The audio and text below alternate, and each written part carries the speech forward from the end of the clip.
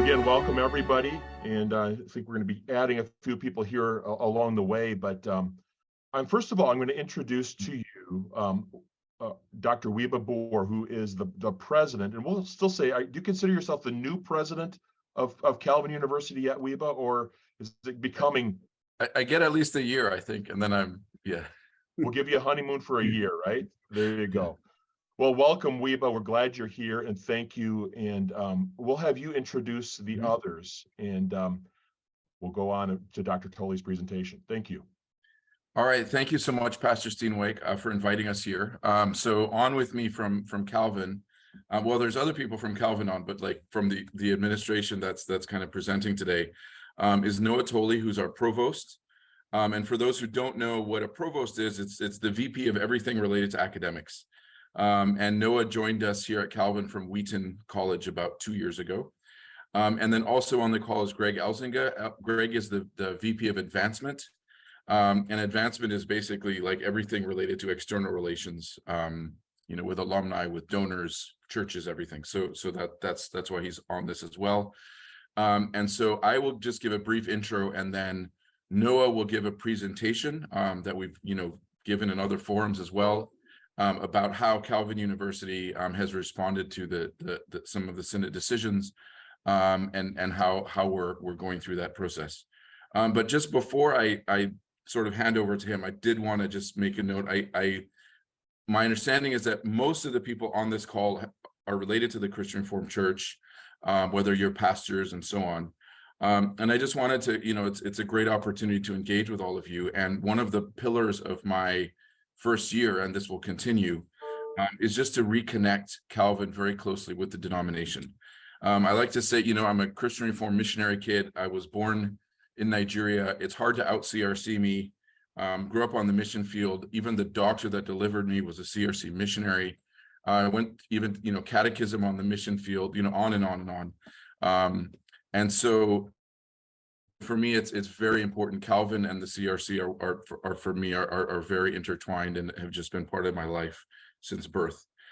And so what that means is, we're out there visiting churches, engaging, connecting with CRC communities across the United States and Canada in ways that we haven't done as much as we should have in the last couple of years. And so that's something that we're working on a lot. Also reconnecting with a lot of the schools. I know the K-12 schools are not, technically CRC schools, but most of them, so many of them were founded by the CRC, are still very close to the local churches and are such an important part of the ministry that the CRC has had and the impact we've had across North America. But then also, we see Calvin as very much one of the ministries of the denomination. And my push has been, how can these ministries that we have actually do more together, work more together, collaborate more together? And so, for example, we're looking at engaging with Resonate World Missions. When I grew up on the mission field, if my dad or my mother wanted to do some kind of further study, we had to leave the mission field. We had to go somewhere else. Very disruptive, kind of got in the way of the ministry for that period.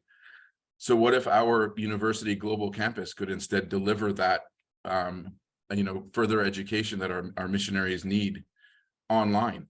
Directly to them wherever they are, so that it's less disruptive. It could be a great way to enhance their ministry. And that's just one example of the many ways that we're looking at of how all of our ministries in the denomination can work better and more closely together with Calvin very much at the center. The other thing that we're looking at is, again, through our global campus. Through that, we are now reaching students all over North America, even all over the world.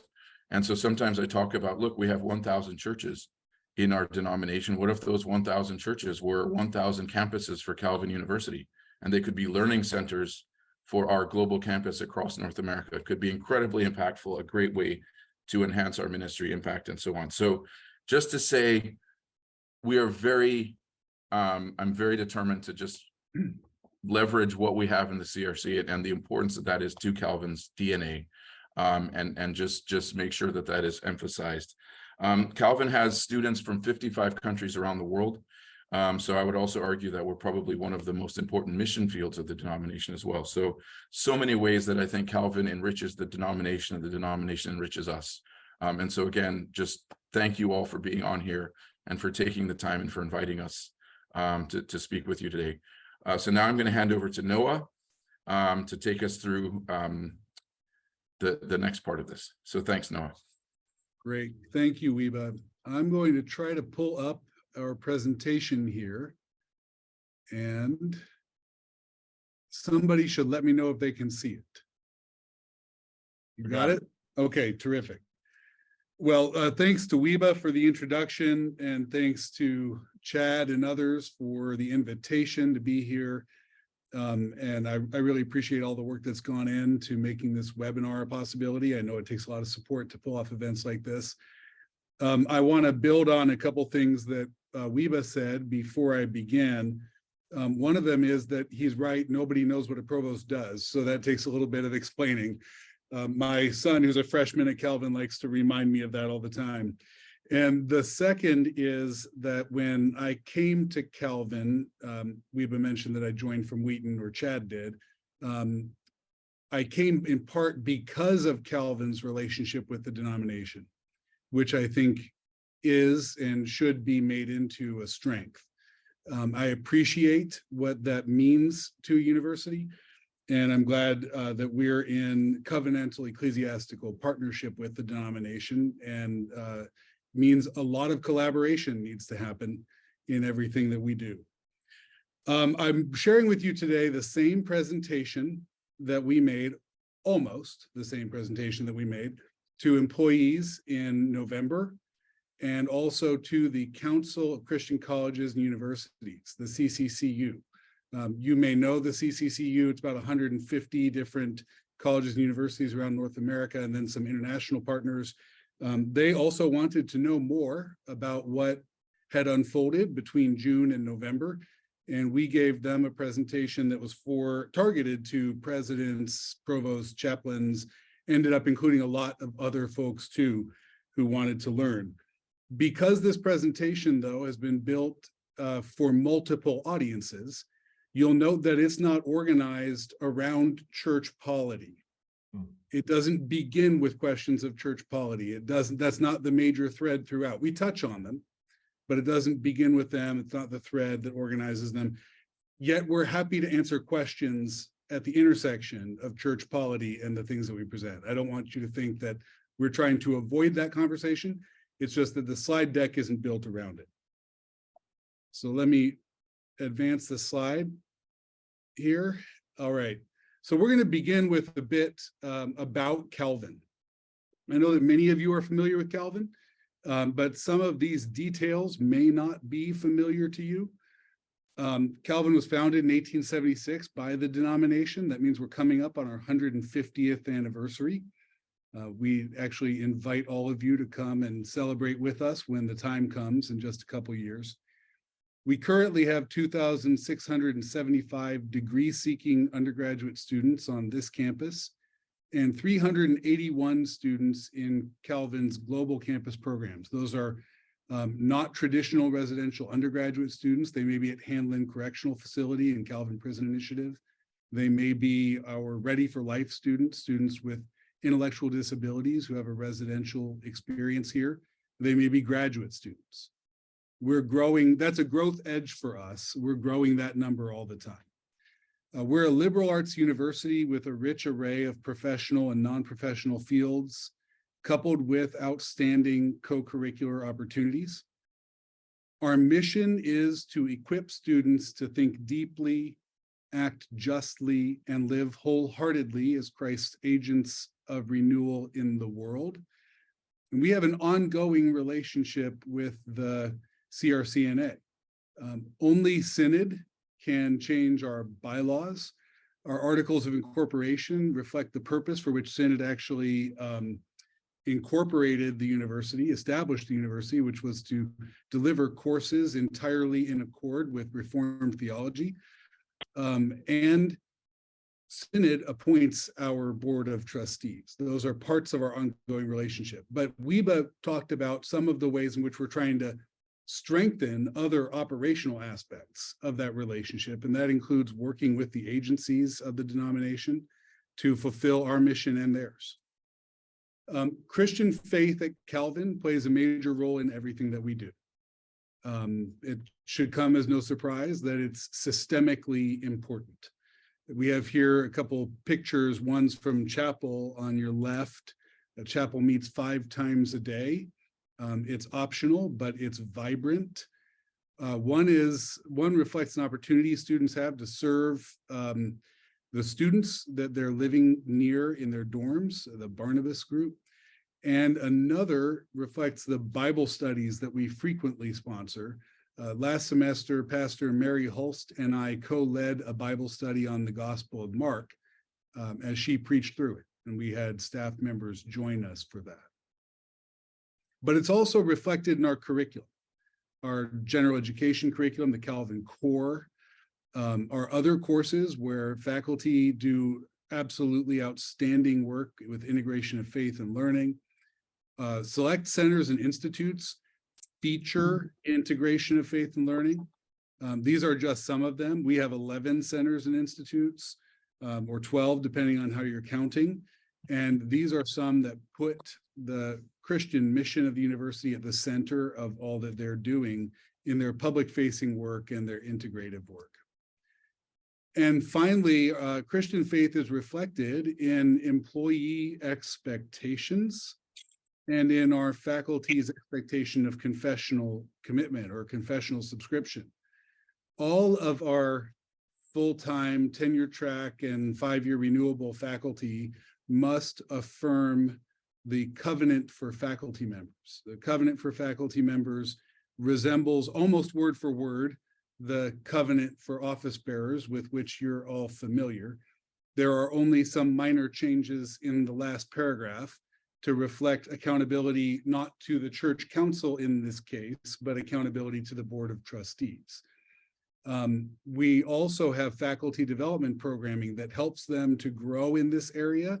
And that's of increasing importance, not just at Calvin, but everywhere. We get fewer and fewer new faculty who are familiar with Christian education, especially Christian higher education, and what it means to do integration of faith and learning well. And we want to equip them for that through modeling and also through seminars. And we have promotion and tenure criteria related to their confessional commitments. How is it that they integrate faith and learning in their discipline? That's what we want to know. And at every reappointment process, we ask them to elaborate on that for their colleagues on the professional status committee and in their department. And that's part of the feedback that they get, ultimately part of the summative judgment that they experience when they're actually up for tenure and not just promotion. Those employment standards, the faculty confessional commitment, and also our employee expectations reflected in our staff handbook are not changing. None of that has changed as a result of Synod 2022. None of it was changing materially before that either. They've been long-standing expectations. And if anything, we have been doubling down on them, or we have been increasing our commitment to them. And I want to emphasize that we are blessed with faculty who embrace their covenant commitments and affirm the church standards. So let's get into some of the meat of the discussion about confessional commitment and human sexuality in particular. You all know this timeline better than I do. So I have very little business getting into the weeds with this group, though the CCCU group needed this a little bit more. 1973 gives us the year that the denomination first issued its significant teachings on synodical teachings on human sexuality. 1975 was the year that the denomination clarified its what I call its position on positions. I know that's not what it's formally called, but the one list that gives us interpretation of the confessions at the top and pastoral advice in the 5th category. The subject was touched in 1999 and in 2002. In 2016, of course, we had Synod's receipt of the Committee on Same-Sex Marriages work and its judgment in favor of the minority report in that case, and also a supplement to church order. And then everybody knows what happened here at Calvin last June in 2022. So what this has meant for Calvin is 5 decades of working through this topic, working at the intersection of confessional commitment and human sexuality. I don't want to give the impression we're always thinking about human sexuality. This formula is one that we're familiar with, confessional commitment and the basic version is confessional commitment and academic freedom. We have a document to that effect that I'll actually mention later on. But we have touched this topic multiple times. Calvin's official position is clear. The university's official position is the denomination's official position. As we understand it, for a long time, the church had a settled and binding 1973 teaching, but the 1975 interpretation of what that meant was that people could disagree, though they were expected to abide. And that is how Calvin operated as well. We felt called, not just because we felt some calling as we discerned it individually, but felt called by the church, actually, to provide opportunities for community learning and discipleship for all members of our community. We see this in the 1973 teaching. We see it revisited again in some ways in 2022. And we invested in programmatic care for LGBTQ+ students and others. And we developed a series called Homosexuality in Community Life. That includes a few different documents. One of those is Confessional Commitment and Academic Freedom, which actually isn't on the topic of sexuality, but is foundational. And actually provides a foundational approach to other matters of confessional subscription and commitment, and also academic freedom at Calvin. And another one is Homosexuality in the Calvin College Community. Both of those documents have been helpful in this past year as we've worked through things since June. So speaking of June, what happened in 2022 and what did it mean for Calvin? Well, I know that there are actually controversies about even how 2022 is framed. I understand that those who voted in favor of the outcome at Synod actually were voting in favor of a declaration that these teachings always had confessional status. And so one way to put it is that there was a declaration that these teachings had confessional status. It hadn't been declared before, but those who voted in favor would say that it actually had that status before. Another way to put it is that it was reclassified from some parts of the teaching were reclassified from pastoral advice to interpretation of the confessions. As someone who's new to the denomination, I'm not going to weigh in on declared or reclassified. They both actually seem fair to me in different ways. But at Calvin, what happened when we moved it from pastoral advice to interpretation of the confessions as an official classification or a declaration was that we had employees who had been working under the assumptions of 1973, 1975, and how they were operationalized at Calvin and in parts of the denomination, who had abided, but had in fact disagreed, and whose disagreement before never had to be declared and never had to be judged. And all of a sudden it was put in a category where it had to be brought to light or declared. And it actually had to go through a process that's described in our faculty handbook, which I can get to in a minute, but it's modeled after church order, Article 5. And I know there are also significant debates on how Article 5 of church order ought to be interpreted. So how did the Calvin administration and board of trustees respond? Well, first of all, we had some ground rules. I won't lay them all out here. That slide itself would be too long. There were about 9 of them. I don't even remember them all, but I think they were pretty good. One of them was to actually work in such a way as to draw closer to the church. That was one of the ground rules. Another ground rule was to actually work in such a way as keeps the 9th commandment first and foremost in our minds, so that we're not falling into the temptation to caricature other people or simplify and demonize, which I know is one of the patterns that we see in this conversation. We also relied on existing approved documents, policies, and processes.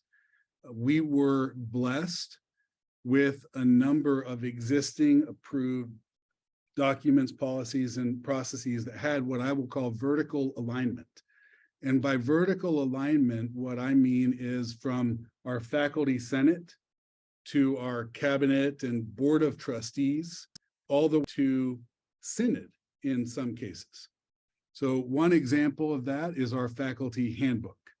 Our faculty handbook is approved by faculty senate and approved by the board of trustees. It's in use all the time by our academic division in the university and by the whole university. It's parts of it have actually been approved by synod as well, not all of it. But we have two other documents that were also, three other documents that are also very important. One was the covenant for faculty members, approved by faculty senate, approved by the board of trustees, approved by synod. Another was confessional commitment and academic freedom, which I'll come back to in a second. And the final was homosexuality in the Calvin College community, which was approved by faculty senate, approved by the board of trustees. That didn't actually go to synod as far as I know, or maybe went for information only. But the confessional commitment and academic freedom document was received by synod in 2014 and was commended to the churches by synod 2014 as honoring and consistent with prior synodical teaching on confessional subscription. So I want to emphasize that when we lean on that document, we're leaning on one where the most recent communication that we have from our highest authority is that this document isn't only good for the university, but is good for the church and is something that the church ought to consider as it internalizes, thinks through, practices the expectations of the denomination on confessional subscription. We also took expressions of confessional difficulty from our faculty. We received those according to the handbook process that's laid out. And we had a trustee commissioned task force on human sexuality. So what were those task force decisions? Let's start with those. As we tell you where those things landed, let's start with the task force decisions. The task force made recommendations to the board, and there were 8 of them. I think we'll see 8 in total. 1, we rejected any notion that Calvin must tilt left or right and instead embraced its role in seeking God's truth, which cannot be boxed into cultural conventions. We supported granting faculty, staff, and students protected space for disagreement. We directed the administration, by we, I should say the board directed. All of these we's are actually the board. So let me take that back. The board directed the administration to update guiding documents, that is, update confessional commitment and academic freedom, update homosexuality in the Calvin College community, following the Synod 2022 decision. You might ask what updating would be needed. One of the updates that would be necessary would be all of the updates that reflect that these teachings on sexuality in particular now have interpretation of the confessions status rather than pastoral advice. Those documents are full of references to pastoral advice as the category. The board confirmed the authoritativeness of those guiding documents and assured faculty, staff, and students they would be followed consistently. That is, the board said, these documents mean something. They're not just sitting out there to look pretty. They mean something, and we're going to make them meaningful in the life of our institution. The board instructed the administration to have leaders of various divisions identify uncertainties or ambiguities in the guiding documents and provide clarity. The board directed the administration to encourage more scholarship and research on areas of sexuality based on Synod 2022's affirmation of our need for better understanding. So you may recall there are areas where Synod 2022 called for more research. It asked for more engagement, and the board said, let's honor that. Let's dig into those topics. The board affirmed Calvin's existing commitment to handle disagreements with love, charity, and grace, and directed the administration to provide ways to invigorate the gravamen process, or the expression of confessional difficulty process, to fulfill its purpose as a pastoral and clarifying process.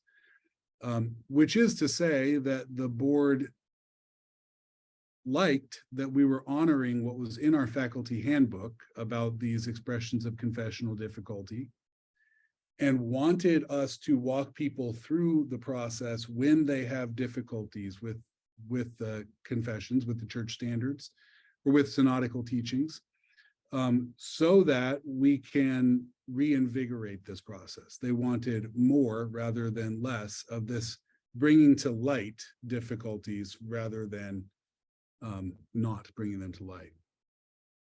So what were some of the other decisions that we made?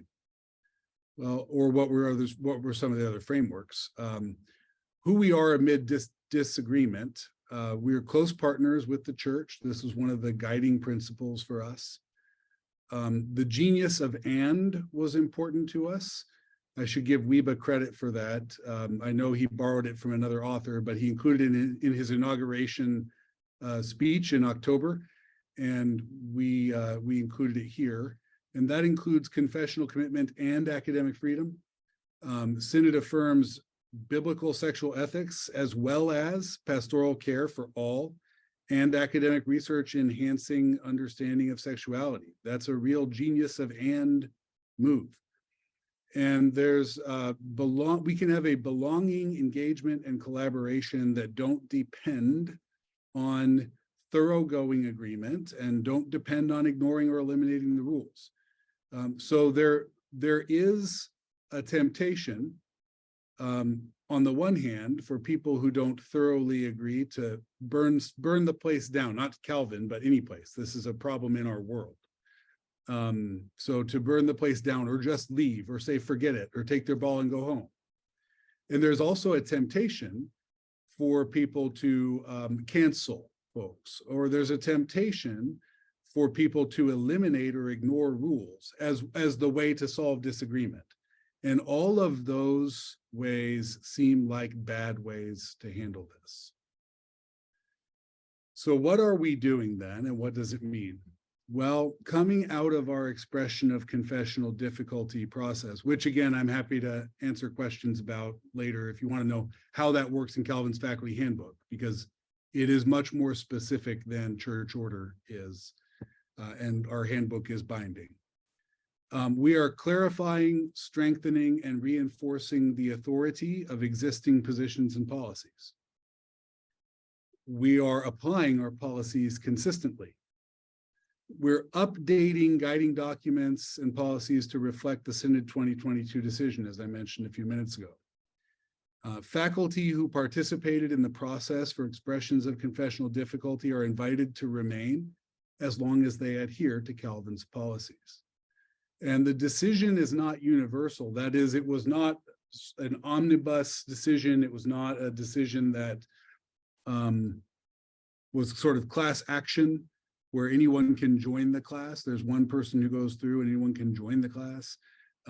Individuals with confessional difficulties are responsible for filing their own expressions of confessional difficulty.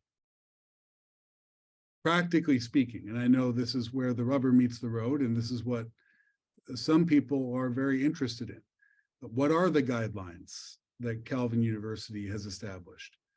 Well, it's important to note, first of all, that the guidelines and practical applications were not invented between June and November of last year.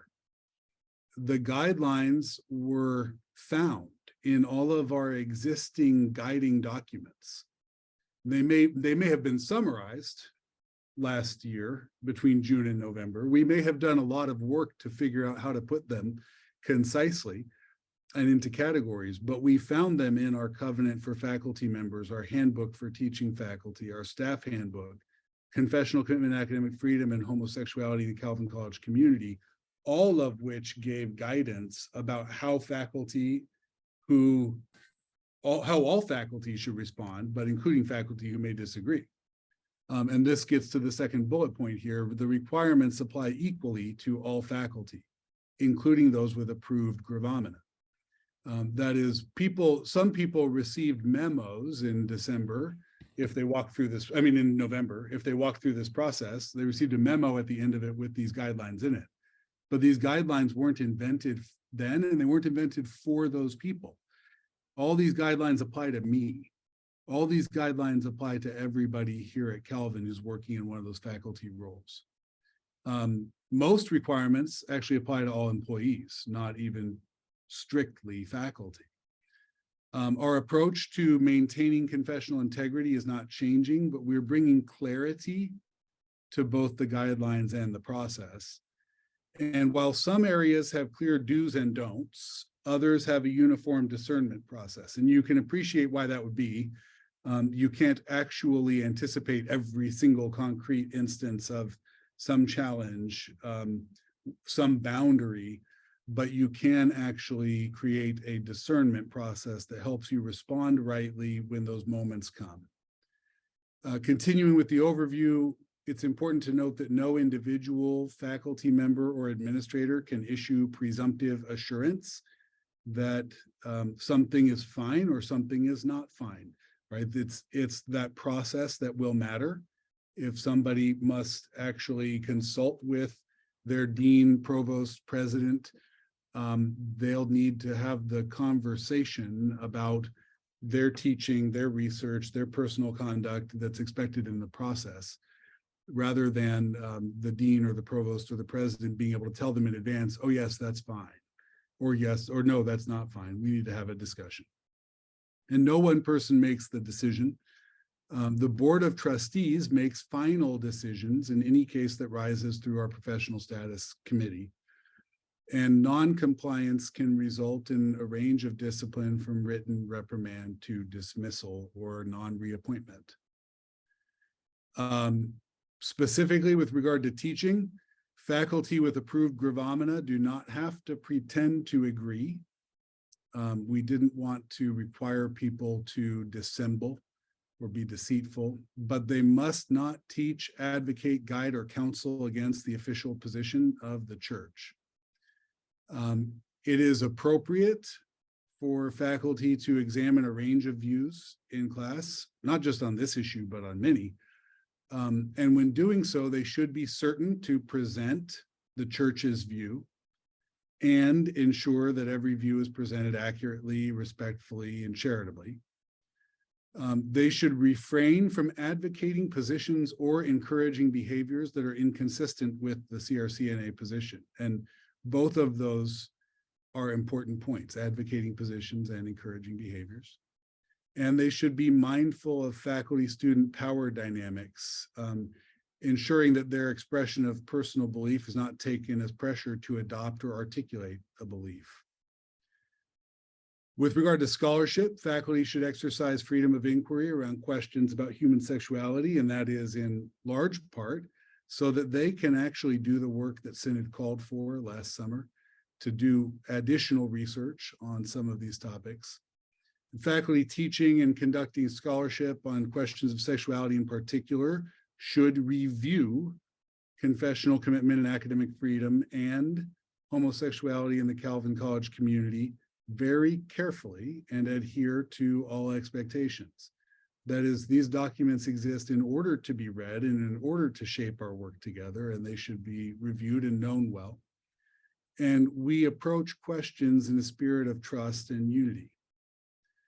And then with regard to personal conduct, standards for sexual conduct at Calvin are in line with the CRCNA's position and apply to all employees, regardless of personal convictions or sexual orientation, and regardless of whether or not they've walked through the expression of confessional difficulty process, it does not open the door to acting in a way that's inconsistent with our handbook.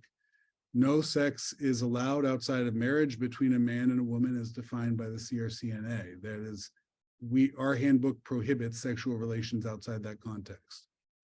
Expressions of disagreement should be respectful and rooted in a rationale that emphasizes the authority of Scripture and the confessions. That is, those who disagree can't root their disagreement in something else. It needs to be rooted in how they read Scripture and reflect their regard for Scripture as the ultimate authority. Care for students should reflect radical hospitality and radical obedience to God. Care for family members is at the discretion of the employee. That has been the case at Calvin ever since homosexuality in the Calvin College community was written. I think that was 2014. And when an action could appear to contradict a synodical decision, employees are expected to consult with the dean, provost, and president, and that's in advance. So a couple conclusions. Select takeaways. I'm sure there are a lot more that you have. These are just 5 that occur to me. Calvin chose not to distance itself from the church, but chose to draw nearer to the church. There are a number of ways in which this is true of how we handled things between June and November. Calvin is blessed with faculty who embrace their covenant and affirm the church standards.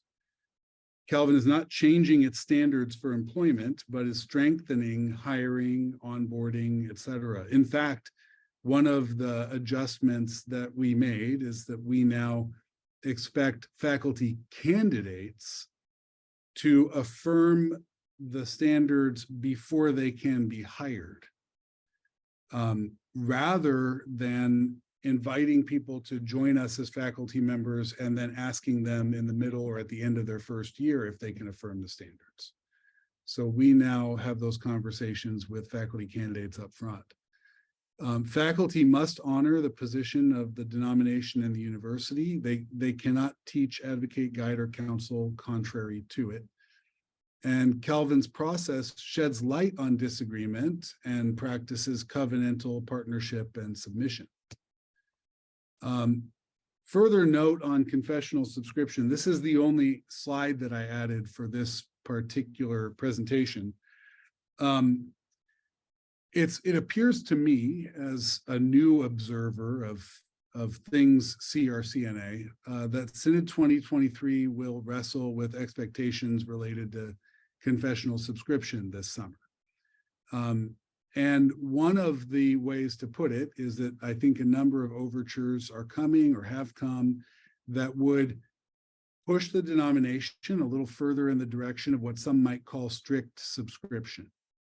Another way to put that is that they push in a direction that calls for more thoroughgoing alignment of personal convictions with the church standards and with synodical teachings, especially, of course, interpretations of the confessions.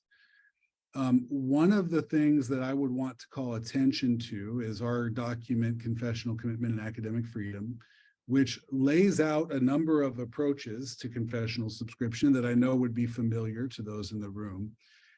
And Synod 1996 and 2014's endorsements of Calvin's approach. And 2014 was actually specifically an endorsement of that document. That document laid out how Calvin handles confessional subscription, and Synod 2014 commended it to the churches as consistent with synodical teaching on confessional subscription. And I want you to know that in large part, that endorsement is one of the reasons that document plays such a significant role at Calvin and played such a significant role between June and November. So there may be wrestling with this question that happens in the summer. For us, we're relying heavily on these past endorsements and how we understand them as we move forward. and we'll look forward to learning where everyone lands in June.